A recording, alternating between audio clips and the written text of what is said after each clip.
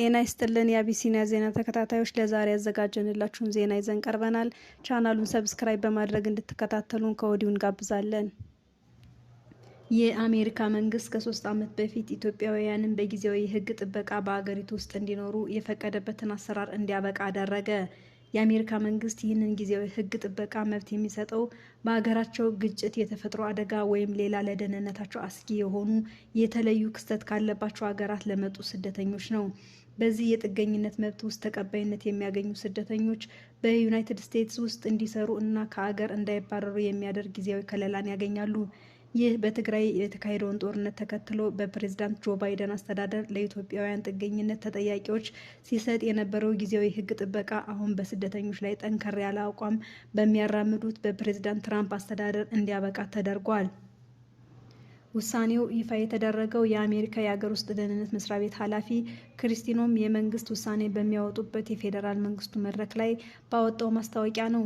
የአገሪቱ ሁኔታ በመመርመርና ከሚመለከታቸው የአሜሪካ መንግስት አካላት ጋር በመመካከር ኃላፊዋ ኢትዮጵያ ለጊዜያዊ የህግ ጥበቃ የሚያስፈልጉ ሁኔታዎችን የማታሟላ ናት በሚል ውሳኔውን አሳልፈዋል በማለት ውሳኔውን አሳውቀዋል።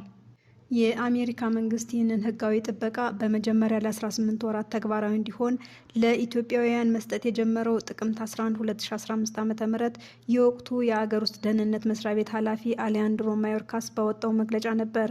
በወቅቱ በኢትዮጵያ ውስጥ የነበረውን የትጥቅ ግጭት የተለየና ጊዜያዊ ሁኔታ ከግምት ውስጥ በማስገባት በአሜሪካ ውስጥ ህጋዊ የመኖሪያ ፈቃድ የሌላቸው ኢትዮጵያውያንን ጊዜያዊ ህጋዊ ከለላ እንዲያገኙ ተፈቅዶ ላለፉት 3 ዓመታት ተግባራዊ ሲሆን ቆይቷል። ይህ ጊዜያዊ ህጋዊ ጥበቃ ለኢትዮጵያውያን በተፈቀደበት ጊዜ ወደ 27,000 ይሆናሉ ተብሎ የሚገመቱ ኢትዮጵያውያንን ተጠቃሚ ይሆናሉ ተብሎ ይጠበቅ እንደነበረ በወቅቱ የሀገር ውስጥ ደህንነት መስሪያ ቤት ቃል አቀባይ ተናግረው ነበር። የዚህ ጥበቃ ተጠቃሚ የሆኑ ኢትዮጵያውያን ውሳኔውን ይፋ ከመሆኑም በፊት በአሜሪካ ውስጥ ረዘም ላለ ጊዜ የቆዩ መሆናቸውን ማረጋገጥ ይጠበቅባቸው የነበረ ሲሆን ከተሰጠው ጊዜ በኋላ ወደ አሜሪካ መግባት ለእድሉ ተጠቃሚ እንደማያደርግ ተገልጾ ነበር። ለስደተኞች ህጋዊ ከለላ በሚሰጠው በዚህ አሰራር ከኢትዮጵያውያን በተጨማሪ የሌሎች በርካታ ሀገራት ተጠቃሚ ሆነው ቆይተዋል። በከፍተኛ ሁኔታ ተጠቃሚ የሆኑት 600,000 ቬንዙዌላውያንና 521,000 ሄታውያን መሆናቸውም ይነገራል። ነገር ግን ፕሬዝዳንት ትራምፕ ወደ ስልጣን መምጣታቸውን ተከትሎ የሀገር ውስጥ ደህንነት ባለስልጣናት በቅርቡ የበርካታ ሀገር ዜጎችን ከዚህ እድል ተጠቃሚነት ውጭ እንዲሆኑም ተደርገዋል። አሁን ከከለላ ውጭ ከተደረጉ ኢትዮጵያውያን ቀደም ብሎ የሄይቲ፣ የማይናማር፣ የደቡብ ሱዳን፣ የሶሪያ፣ የቬንዙዌላና የሶማሊያ ዜጎች ጊዜያዊ ህግ ጥበቃው የሚሰጣቸውን ተጠቃሚነት አጥተዋል። በዚህ ጥበቃ ስር ሆኖ በአሜሪካ ውስጥ የመስራትና የመኖር እድል አግኝተው የነበሩ ኢትዮጵያውያንና ሌሎች አገር ዜጎች ፕሬዝዳንት ትራምፕ እያካሄደ ካለው ስደተኞች የማባረር እርምጃ ሊጋለጡ ይችላሉ። የትራምፕ አስተዳደር ዋነኛ ግቡ ያደረገው በአገሪቱ ያሉ ህገወጥ ስደተኞችን በመቶ ሺዎች ከአሜሪካ ማስወጣት ከመሆኑ በተጨማሪ ህጋዊ የመኖሪያና የስራ ፈቃድ ያላቸው ሰዎችን ሰነዶች መለስ ብሎ እንዲመረምርም አስታውቀዋል። የኤርትራ መንግስት ራሱን ከምስራቅ አፍሪካ የልማት በይነ መንግስታት ባለስልጣን ወይም ኢጋድ አባልነት ማስወጣቱን ባወጣው መግለጫ ይፋ አደረገ። የኤርትራ ማስታወቂያ ሚኒስቴር ዛሬ ታህሳስ 3 2018 ዓ.ም ባወጣው መግለጫ ኤርትራ ከድርጅቱን ለመውጣት መወሰኗን ለኢጋድ ዋና ጸሐፊ በይፋ ማሳወቋን ገልጿል። ኢጋድ ኤርትራ ከአባልነት መውጣቷን በይፋ ማሳወቋን ተከትሎ ባወጣው መግለጫ ተጨባጭ የሆኑ ቀዳማዊ ወይም ፖሊሲ ለውጦች ላይ ለመሳተፍ የሚያስችል ምክረ ሀሳብ ሳታቀርብ ለመውጣት መወሰኗ እንዳሳዘነው ገልጿል።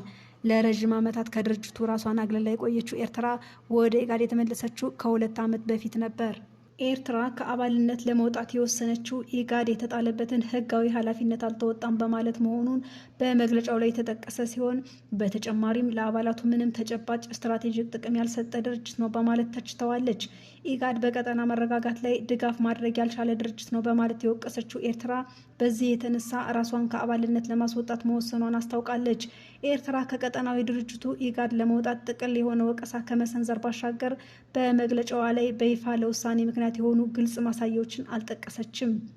የምስራቅ አፍሪካ የልማት በይነ መንግስታት ድርጅት ኢጋድ የተመሰረተው በ1980ዎቹ አጋማሽ ላይ በአካባቢው አጋጥሞ በነበረው የአንበጣ ወረርሽኝና ድርቅ መፍትሄ ለመስጠት በሚል በተባበሩት መንግስታት አነሳሽ ነበር።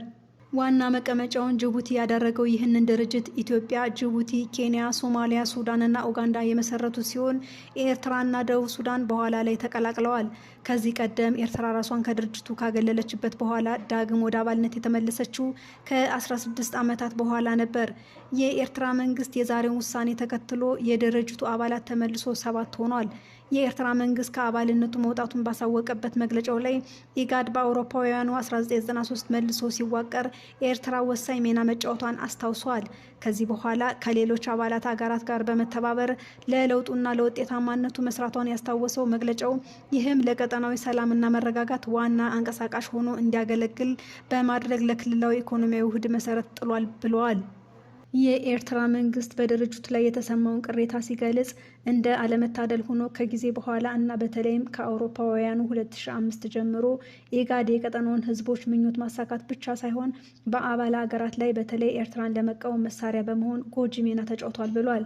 ኤርትራ ከኢትዮጵያ ጋር ደም አፋሳሽ ጦርነት ካደረገች በኋላ በሶማሊያ ውስጥ የሚንቀሳቀሱ ቡድኖችን በህገወጥ መንገድ ታስታጥቃለች በሚል ክስ ማዕቀብ በተጣለበት ጊዜ ኢጋድን ስትወቅስ ነበር።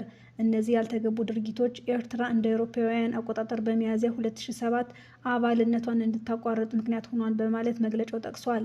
ለ20 ዓመታት ያህል ከኢትዮጵያ ጋር የቆየችበት ፍጥጫ ጠቅላይ ሚኒስትር አብይ በኢትዮጵያ ወደ ስልጣን መምጣታቸውን ተከትሎ ወደ ኢጋድ ተመልሳ የነበረ ሲሆን ተጥሎባት የነበረውን ማዕቀብ ተነስቶላት ነበር።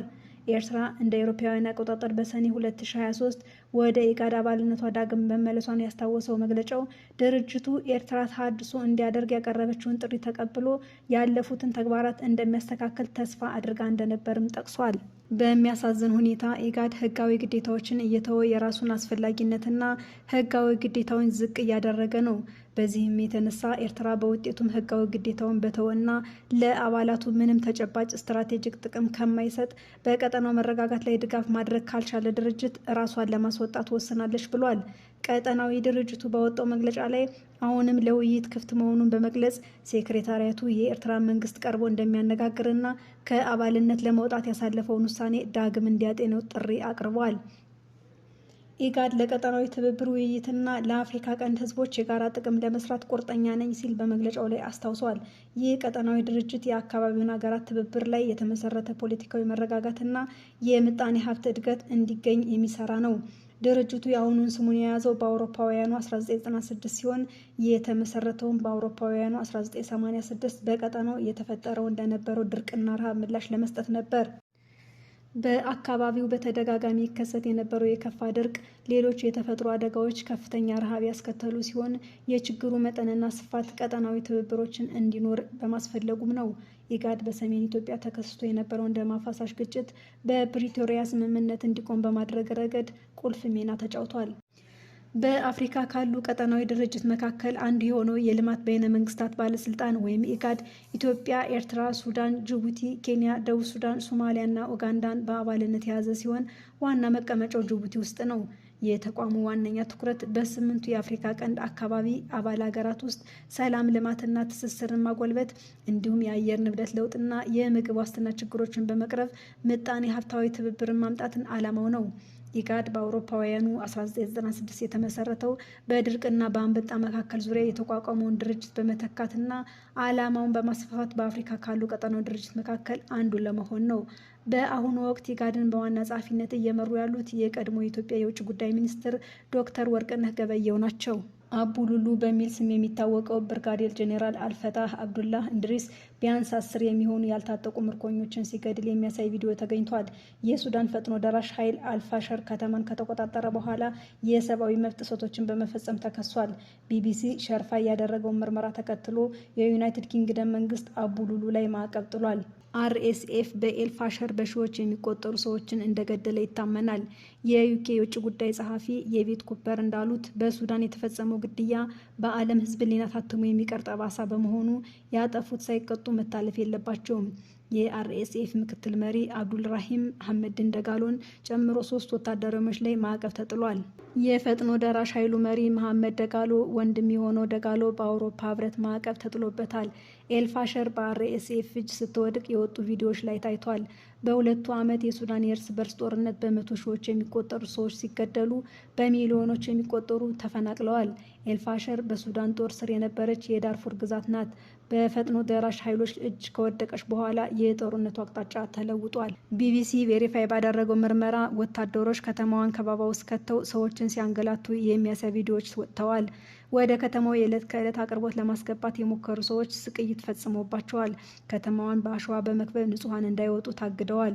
የዩኬ የውጭ ጉዳይ ቢሮ ባወጣው መግለጫ አቡሉሉ ንጹሐን ላይ ባነጣጠረው ዘርና ሃይማኖት በለየ ጥቃት ጥፋተኛ ነው ብሏል። ቢቢሲ ቬሪፋይ ያረጋገጠው ቪዲዮ ያለፈው ጥቅምት ላይ አቡሉሉ በሰሜን ምዕራብ ከተማዋ ክፍል ያልታጠቁ ሰዎችን ሲገድል ያሳያል።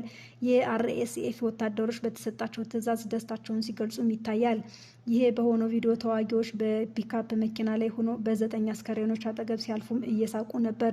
ይህንን ስራ ተመልከቱ፣ ይህንን የዘር ማጥፋት ተመልከቱ ሲል አንዱ በደስታ ሲናገር ይደመጣል። ካሜራውን ወደ ራሷ ዙሮ ፈገግ ካለ በኋላ ባልደረቦቹን ይቀርጻል። ሁሉም የፈጥኖ ደራሽ ኃይሉ አርማ ያለበትን ወታደራዊ ልብስ ለብሰዋል።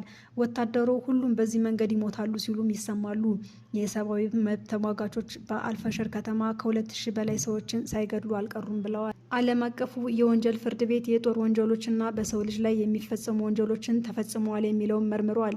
ዩኬ ማዕቀብ የጣለባቸው ወታደራዊ አመራሮች ዘግናኝ የጅምላ ግድያ፣ ስልታዊ ወሲባዊ ጥቃትና ንጹሐንን ኢላማ ያደረገ ግድያ መፈጸማቸው ተገልጿል።